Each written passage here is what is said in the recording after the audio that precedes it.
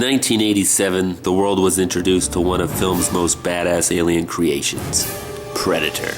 The movie stars Arnold Schwarzenegger as the leader of a team of commandos on a rescue mission who end up tangling with the deadly trophy-hunting alien out in the jungle.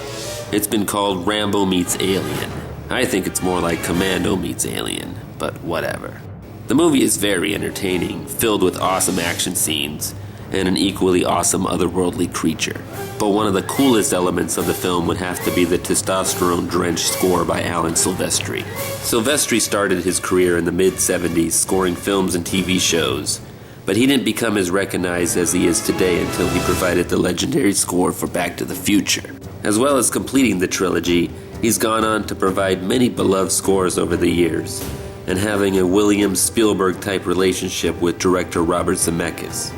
The music Silvestri wrote for the first Predator is among his most popular and memorable, filled with awesome percussions that gives it an unrelenting drive, making it one of the best action scores of all time. That's not to say the score doesn't have quieter moments, because it definitely does. I've always liked the quiet jungle drums playing during scenes where there's a mystery to what's going on. I've also liked the lone trumpet playing to the scene where Bill Duke's character reminisces about Jesse the Body Ventura after his chest gets blown apart. Probably the signature piece of the score is the theme Silvestri wrote for the Commandos. It just sounds really badass. Have a listen.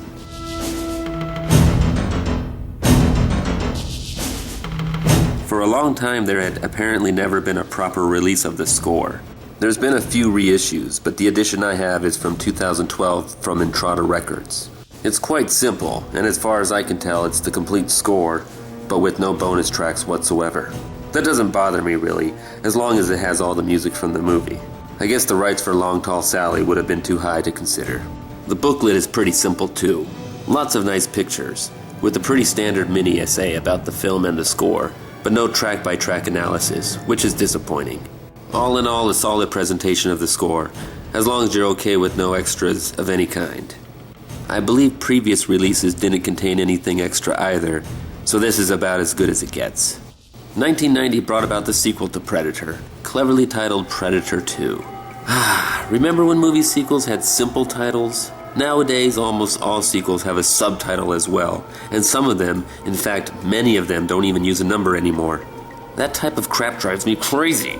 Okay, let's see. First, Resident Evil, then Resident Evil Apocalypse, then Extinction, then we got Retribution, Afterlife. Then Retribution, then the final chapter? I don't know. Nobody gives a shit about your titles. Just number them for fuck's sake. Anyway, where was I? Right, Predator 2, the sequel. Danny Glover this time, fighting a predator in the city instead of the jungle. The movie may not be up to par with the first one, but one thing that certainly is would be Alan Silvestri's score. He doesn't introduce too many new themes, as much from the first is repeated, but Silvestri is able to make the old stuff sound fresh again, as it has a somewhat Jamaican vibe to it, or Colombian, or something. Right off the bat, you'll notice the tempo has kicked it up a notch, making me almost want to start dancing. Silvestri repurposes certain themes from the first to fit in with the sequel's story. For example, the Commandos theme from the first is mostly associated with Gary Busey and his team in the sequel, as was Schwarzenegger was originally supposed to be Busey's character. Also from the first, the music when Billy accepts his fate with the Predators shows up a few times, most notably during the scene when Bill Paxton is going up against the Predator in the subway. The standout track for me would have to be the one entitled Truly Dead. It plays during the scene where Glover's character talks with the drug lord King Willie, and ends with Willie facing off against the Predator. The way the music keeps building and getting more intense with the male choir is pretty amazing. Overall, I would say the score is better and even more impressive than the first, if a tiny bit derivative at times. A short, 11-track only edition of the score was released years ago, but the only one I am familiar with is the one released in 2014 by Verise Sarabande. Wait, I don't know. These guys. It's a lengthy full score, and it spills out onto 2 discs. Also included are several alternate tracks, and the Morton Downey Jr.'s News logo music as well. At the very end of the disc is a track called Wild Predator Voices. It's basically sound effects created for the Predator, but there's nothing musical about it, and you wouldn't ever want to come across it if you hit shuffle on your iPod. The booklet is similar to the first. Good pictures, nice little write-up, but no track-by-track analysis.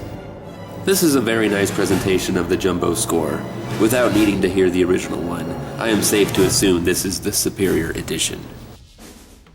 Alan Silvestri created two of the coolest action scores of all time with the first Predator and its sequel.